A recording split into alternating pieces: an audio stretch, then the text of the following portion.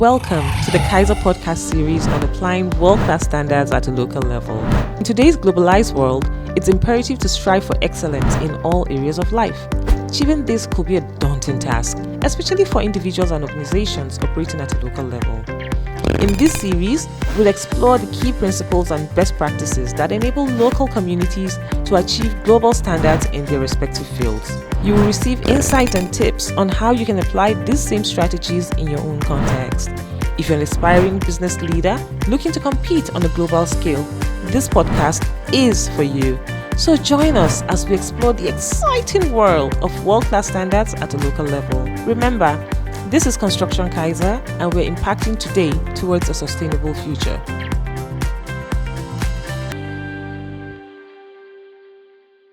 Welcome to another episode of the Kaiser Podcast Series. Today we will be delving into essential leadership and soft skills because young professionals in today's world have to understand that it is really essential for them to have the soft skills for them to be able to navigate the workplace. And we need to find out whether these soft skills are actually necessary for them. There has been growing debate that leaders and young professionals of today do lack these soft skills. Is it true? And can they gain these soft skills? Can they learn these soft skills in the course of their profession? With me is Enai Agodo, who is the MD and CEO of A&E Emmanuel Nigeria. She's also the principal consultant at Emmanuel's Change Agents. She specializes in teaching life skills and people skills to youth and corporate bodies. I also have with me Ewoma Oloye, who is the head of corporate services of Construction Kaiser Limited. Ewoma is a member of the board of trustee of the Kaiser Foundation for Social Development and is very passionate about fostering individual growth and enabling aspiring professionals and leaders to realize their potentials. These women who are core professionals in leadership and soft skills will be telling us about soft skills today. And my very first question will go to Enai. Enai, before we even go far into what we're talking about is you need to tell us what exactly is soft skills in the professional space, and are they hard skills, and what are hard skills? What's the difference between soft skills and the hard skills? Thank you. Thank you very much, Jamila. Yes. Basically, I'll just go straight to it. Hard skills are what we know as essential credentials. We go to school, we study, and we come out with qualifications. Those are our hard skills. They're job-specific skills, and they're testable, very easy to test. But soft skills are more of people skills, what you call emotional intelligence, your people skills, your social skills. How do you interact with other people?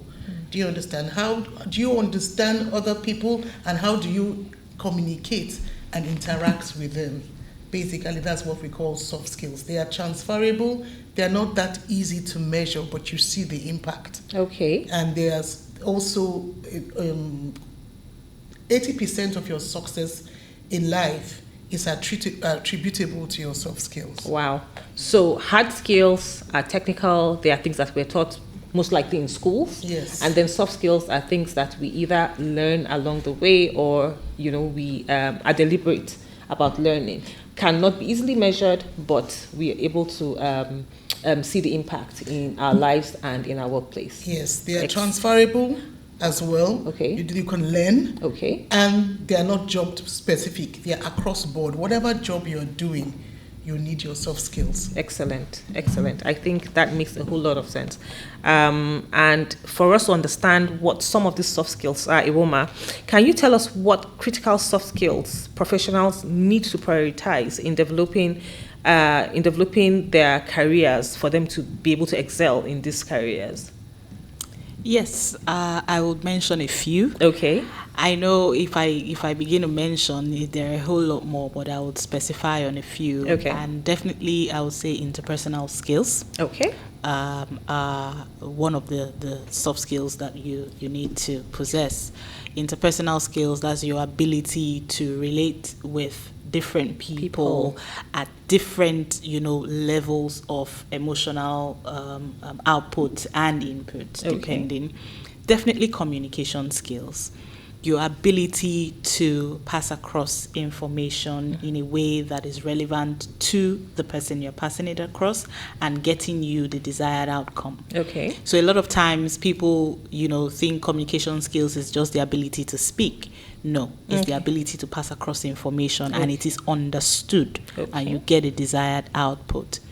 I would say presentation skills. Some of these, not some, all of the soft skills typically are intertwined. Okay. By the time you begin to talk about one, you find yourself, gravitating to another and same.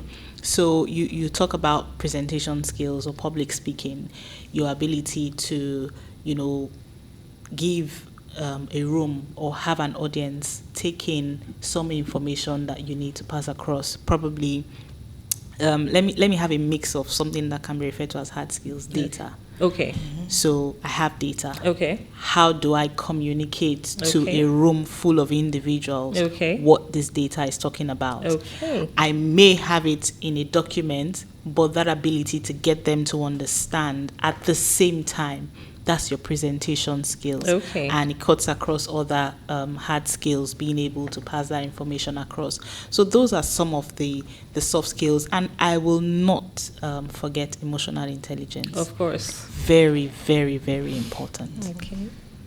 Thank you, Roma. I particularly like the context of data and trying to transfer the output of that data to people, because data is only as good as what people are able to interpret from it. Yes. So if you are the interpreter, then you should also be able to pass that information to a group of people and make sure that they are also understanding it the way you intend for them to understand. That is really, really catchy for me. Thank you. Eli, what are some potential consequences of not learning hard skills? Because when we are not able to develop these, soft skills. If you're not able to develop these soft skills by neglecting them, do they have any consequences? Because if I've gone to school, I made a first class in statistics, for example, why do I need soft skills to excel in my workplace? So are there any consequences? Because I'm a star performer. I made A's, all A's, I made a first class, and I have this job. Why do I have to learn soft skills? Okay, I'll start by saying that a lot of the time you get a job, you're employed for your skills, your hard skills, but you're sacked for your attitude. You're sacked because you lack soft skills. Yeah. You do not know how to communicate, you do not know how to relate with other people. There was a young man who came up to me and said he'd been sacked from his job, and that was the third job.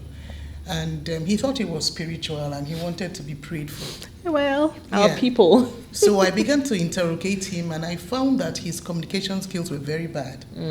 He wouldn't listen. He had this terrible attitude, and he would keep cutting in. And so I said to him, have you looked at this area? But he wasn't really ready to listen to me. At the end of the day, I had to let him go. Maybe by the time he's lost the fifth job, he might begin to think that he needed training in that area.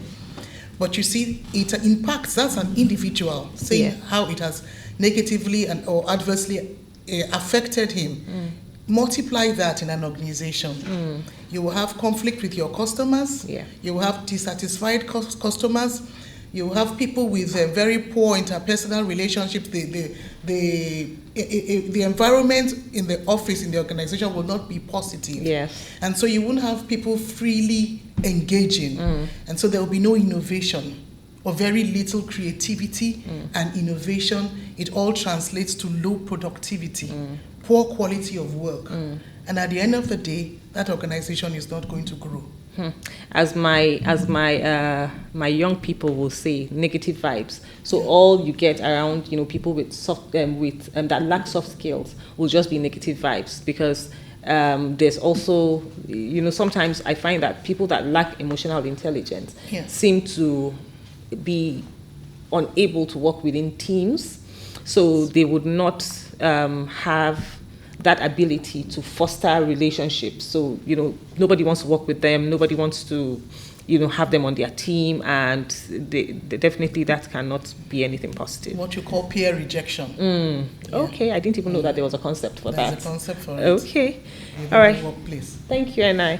So, Iwoma, from what Enai has said, you will now, because you have headed a whole organization, the HR unit of a whole organization, and I'm sure that you have quite a number of examples of how the lack of soft skills have impacted some individual's growth or something.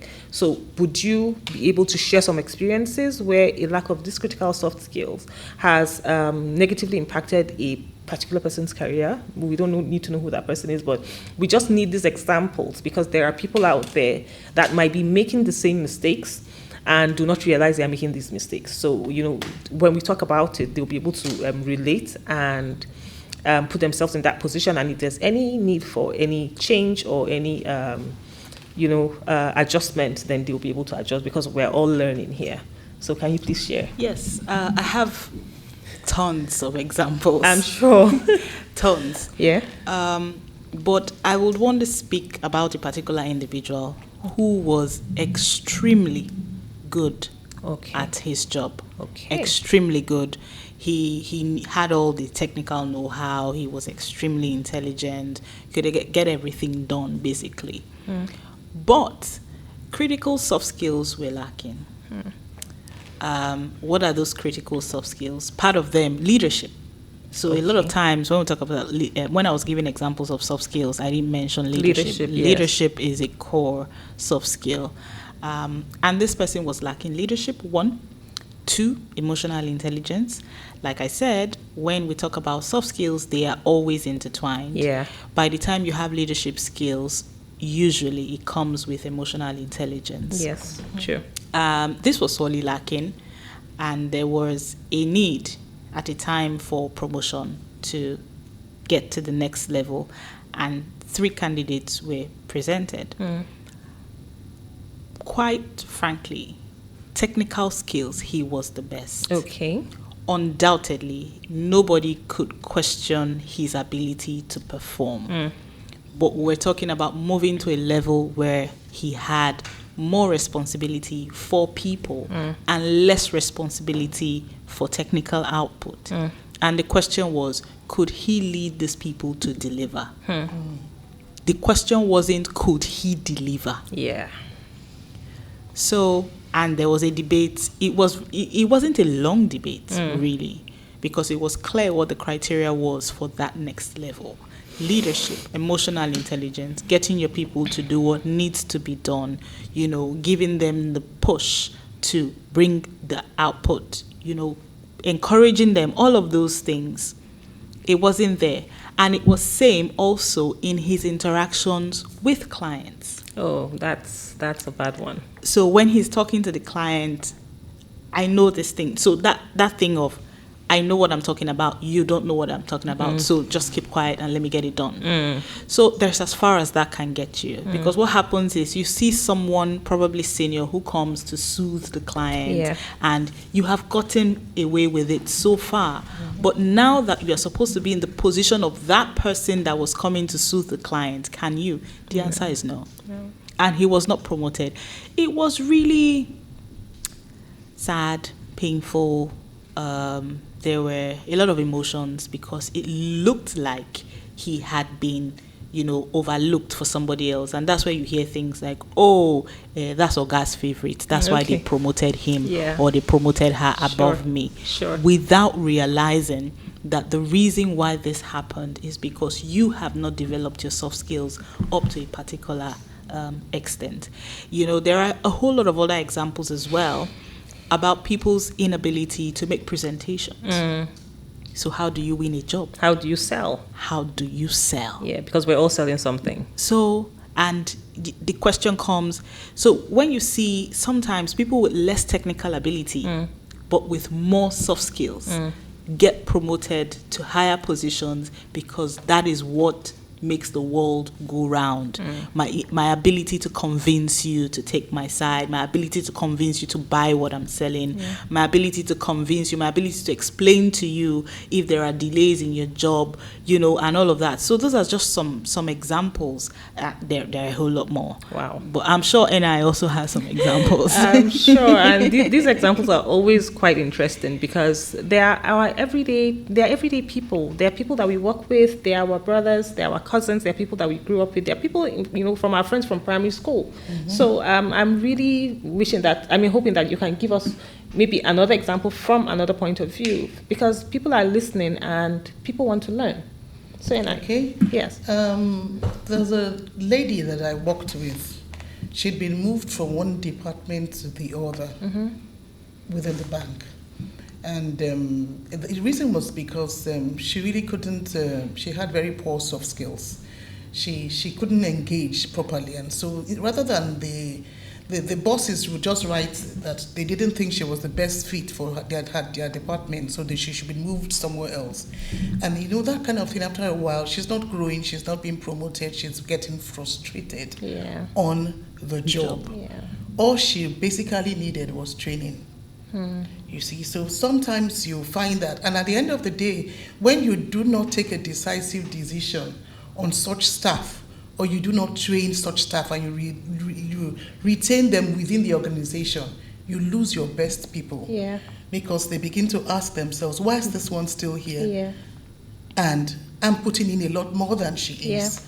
Yeah. And I'm not getting anything out of it. So you lose your best people. Wow. So, yeah.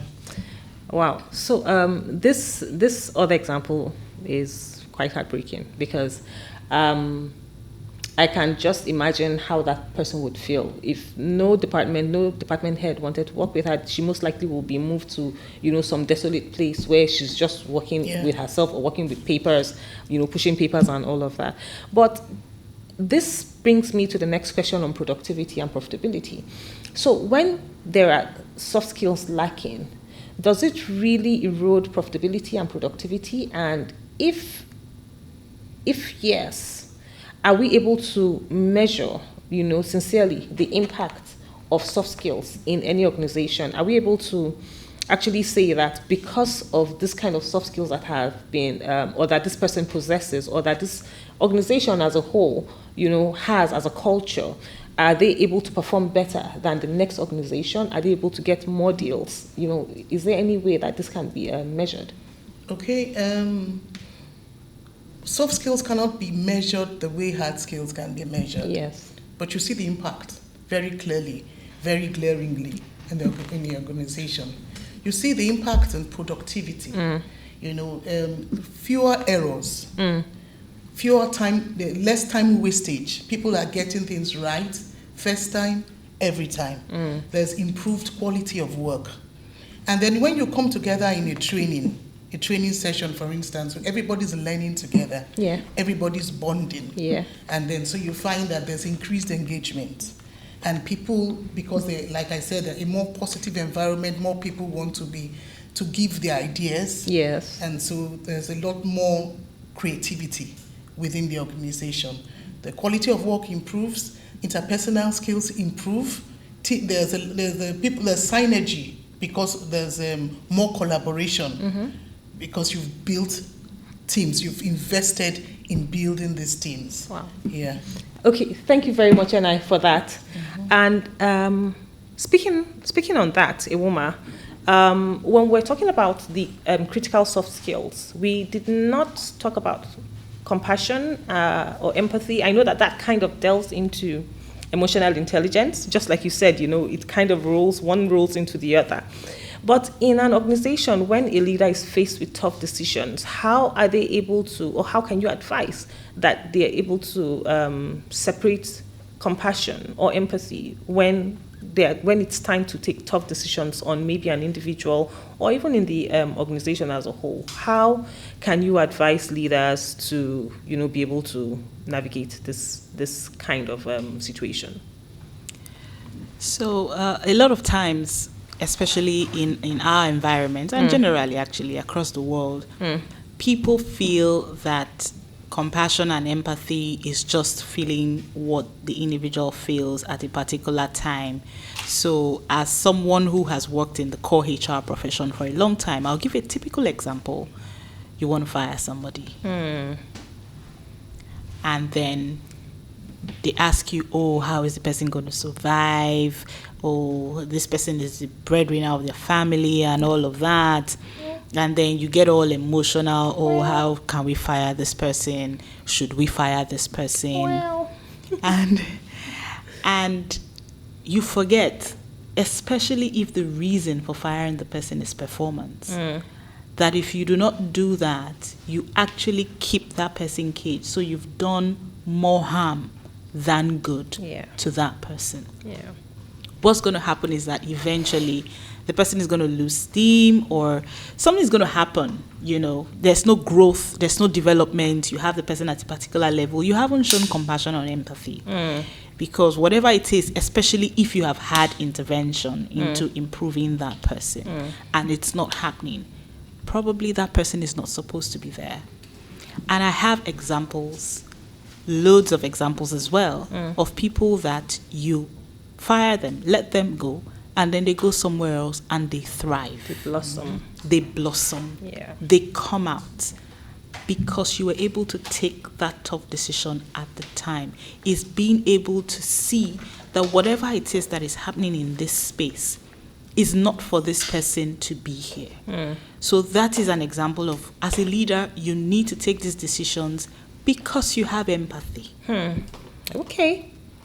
Okay, kind of a double-edged sword, but okay. Yes, it is double-edged. Okay. And then there are other situations as well where an organization or a group of people or a person is faced with some personal trauma of some sort. Being able to relate with that person as a leader and come to that understanding, especially when it comes to loss. That's one of the areas that are really difficult. A lot of times you have organizations that tell you, you have 5 days compassionate leave when someone just lost a spouse. Excuse me. So as a leader, being able to recognize that even if you have 5 days compassionate leave, I'm willing to give you, XYZ time off because of the policy of the organization. Maybe you may get half pay or something. Communicate with the person and say, I am with you all step of the way. So that another time when you need to take a really hard decision on something else, your colleagues or the people you work with, your employees, can relate with the fact that whatever decision you're taking is not because you do not feel them. But it is a decision that has to be made. It's for the greater good, either for you as an individual or for the organization, or even for both. Yes. Most times for both, Passion and compassion and empathy, yes. And let me hear what you have to say, please. Okay, I'd just like to tell a little story. Okay, I love your stories. There's somebody who employed somebody who used to be his senior in school, secondary school. Okay. Because he wasn't doing well in life. And so they wanted to help him. So they put pressure on him and he took this person in. And this person was an alcoholic. But they felt that, if they give him, they're not psychologists, but they felt that if they give him responsibility, he will be able to do away with that behavior. So he was employed as a security man in the office. And one fine day, they came to the office and they found him with a woman of the night, stark naked or nude, in front of the office, totally gone. He was completely gone. He had drunk the whole night. You can imagine that kind of embarrassment to the organization. That's just to say that empathy is not sympathy. They are two different things entirely. Empathy is connecting with the people, with your team, with the people that you work with. Sympathy is being sorry for them. You can be an empathetic leader who still has difficult conversations. He doesn't shy away from those difficult conversations and takes decisive decisions when necessary. That's just what I wanted to add. I'm going to write it in gold somewhere that empathy is not sympathy. And that is so true because it hits home. Just like Iwoma said, when you're taking those tough decisions, you're not taking the tough decisions because you do not like that person or because you have something against that person, but you're doing it for the greater good. Yeah. Because if this individual was not put in this position in the first instance, or he was helped in the way he needed help, all of this would not have happened. It's soft skills is hard. It isn't. Okay, so we know that people can develop these skills, through training, courses, further education, or even work experience.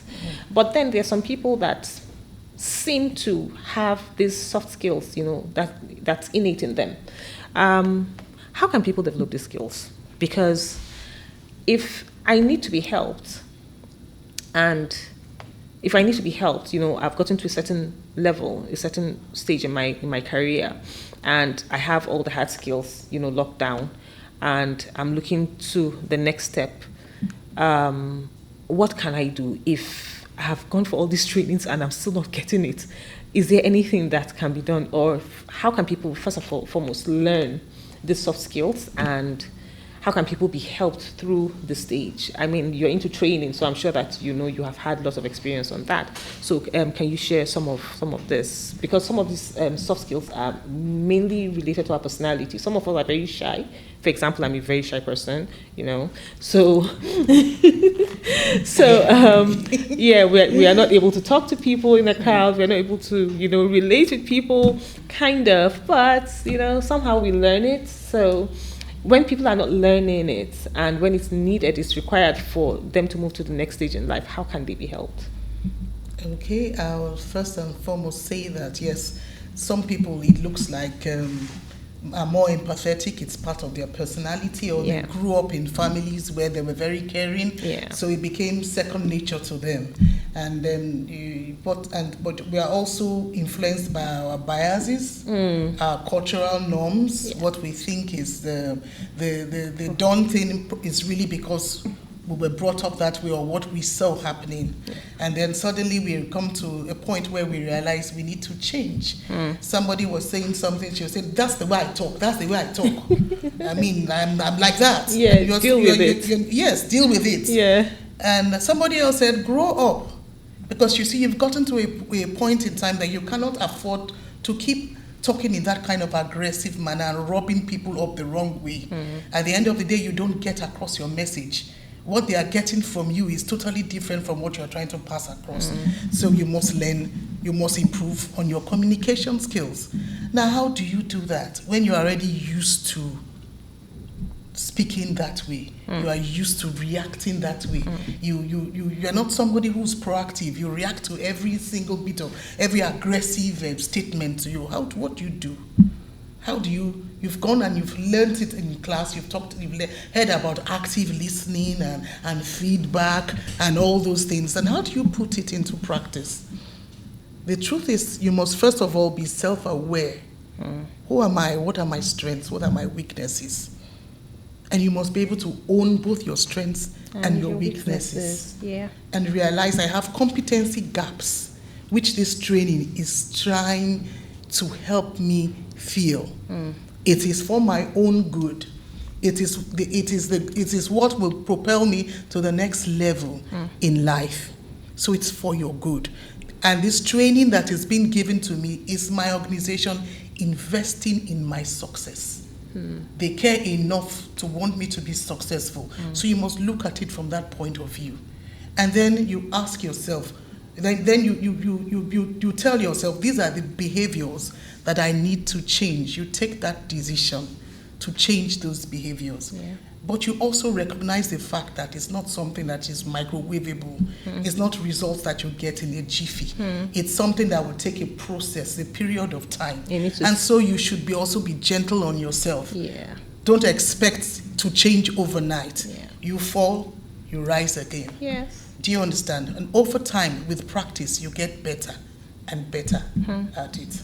Thank you so much. Thank you. You said it's not microwavable, so it needs to simmer Yeah. It's something that it's a slow cook kind of thing, So I do believe that people that have, such, I don't want to call it inadequacies, but I will just say that, for this podcast, where we find ourselves, with these inadequacies, let's be soft on ourselves. Let's look at ourselves as a project and give ourselves the time, the resources that we need to be able to move from where we are to where we want to be, because we can always achieve whatever it is that we want to do. And NI is here to ensure that kind of thing happens. NI, you want to say also something? be open to feedback. From Very important. other People. Yeah. Be open to feedback.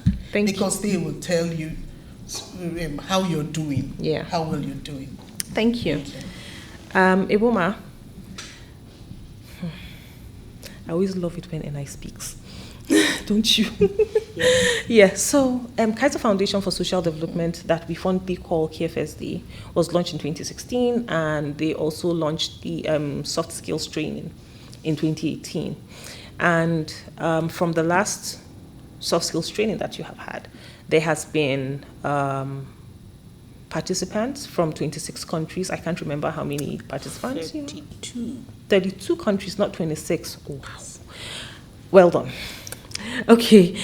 So as a member of the Board of Trustee, can you shed more light on the training's vision and impact? Why is the KFSD so intent on teaching soft skills?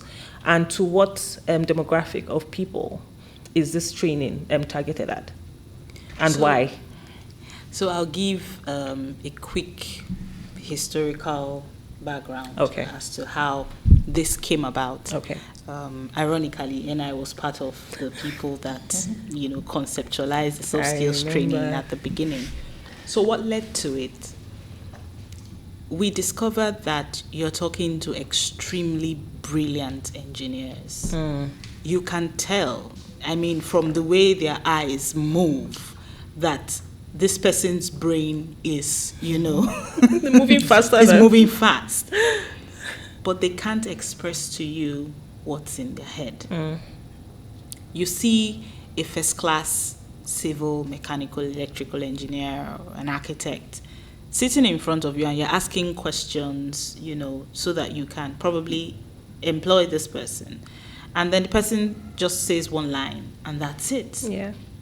You're talking to a quantity surveyor, and you are asking, questions around negotiation, ability to bid down price, and they're like, it's 2 naira, it's 2 naira. Mm-hmm. So it was clearly something that was lacking. And we saw that there was no way Construction Kaiser as an organization and then the entire industry could progress if the people that work within it are unable to, express themselves in a particular way, put together a beautiful, presentation, stand in a room. They're talking to people and their eyes are down. And these are the next generation of people that are needed in the industry. Yes. Yeah. So you ask one, even for those that are already within your organization, they send you an email and you're struggling to come to terms with what the email was actually, trying to say. So clearly there was an issue within the industry. And we thought, okay, we need these people to have some soft skills. Yeah. How do we get them to have it? We need to train them because in the School of Engineering or Environmental Sciences, nobody's teaching nobody how to make any presentation. Yep. They are telling you what is the load-bearing capacity of that. And building material science. And building materials. And that's it. Yes. So we thought, let us go into, this group of people, young penultimate and final year students at the university, strictly to talk about soft skills, strictly to teach them soft skills, teach them skills around communication, ability to, say what you know, negotiation, which is key because to run a successful business, you have to negotiate at every point in time, presentation skills, leadership skills, because that's also something sorely lacking. People just want to get by and don't want to, put in any effort or any backbone into it. leadership, critical thinking was one of the skills that we included in that curriculum. And we went straight and said, okay, who is within our environment? University of Lagos. Yeah. And we went there, the School of Environmental Sciences, coupled with the Faculty of Engineering. And then we had our first group of, young people join the soft skills training. From that soft skills training, we were able to handpick a few of them to, intern with the organization. Some of them were retained. And that was how it started. Beautiful. And we had the first two at the University of Lagos, and it was almighty 2020. Yeah, the COVID pandemic year. Yes. And it was COVID year. Construction Kaiser was already trying to navigate as a business. What do we do? And one of the things that the organization itself did was to focus on training. Okay, the government has locked everybody down, and we are a physical business. We are construction. Yeah. We cannot construct remotely. No. So we're definitely locked down. Let's prepare our people for when lockdown is lifted. Yeah. And we started training virtually, had several Zoom trainings. And again, it was almost time for our annual soft skills training. And we were confused. What are we going to do? Do we cancel it for this year? And then, we thought, I think it was IG that said, but we've been training CKL staff. Yeah. Why can't we replicate the same? Yes. And for the first time, we had our virtual session. Okay. And boom, from 50 participants, we had 1,000. And we were all rejoicing. We had 1,000 participants from across Nigeria. Oh, wow. It was a hit, I must tell you. Okay. We moved from just Unilag to all across Nigeria. Okay. And for whatever odd reason, social media is very powerful. Yes. We had participants from Sierra Leone and from Liberia. Okay. And Rwanda? No, we didn't have any from Rwanda in the first virtual one. Yes. Okay. From Sierra Leone and from Liberia. And while they were there, so we had people put in, where are you joining us from? And then we had someone just say, my name is from Sierra Leone. What? Sierra Leone? And then we had another one from Liberia, one each from both countries. Okay. And during the interactive session, we asked, and they told us that everything we're talking about is the same problems they have applicable in their countries, place, in their countries. And we said, okay, let's do this again. And we went on the second virtual soft skills training. Boom.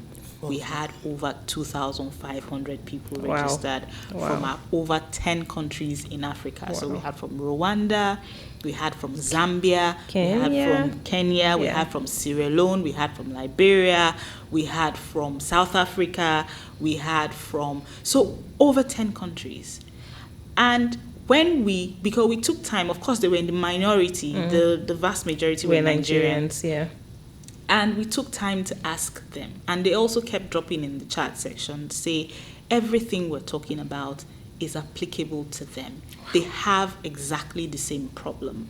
Young people are not aware that, I have a 23-year-old brother. And when you talk about emotional intelligence, I can imagine.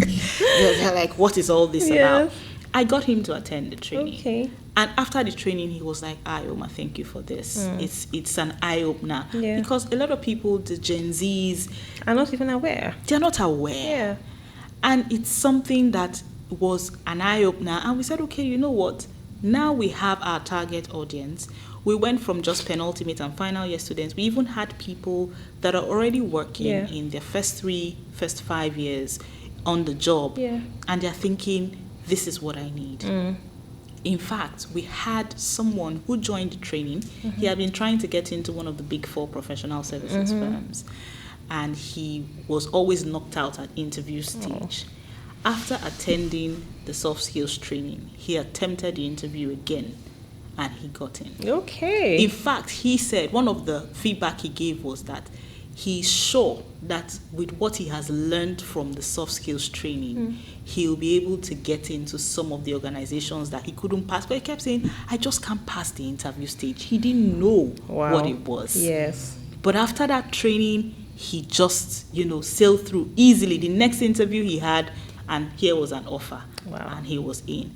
And we've gone on from that. Now we have participants from about 32 countries all over the world who have joined our training, and we're still keeping it. We're still keeping it on. Wow.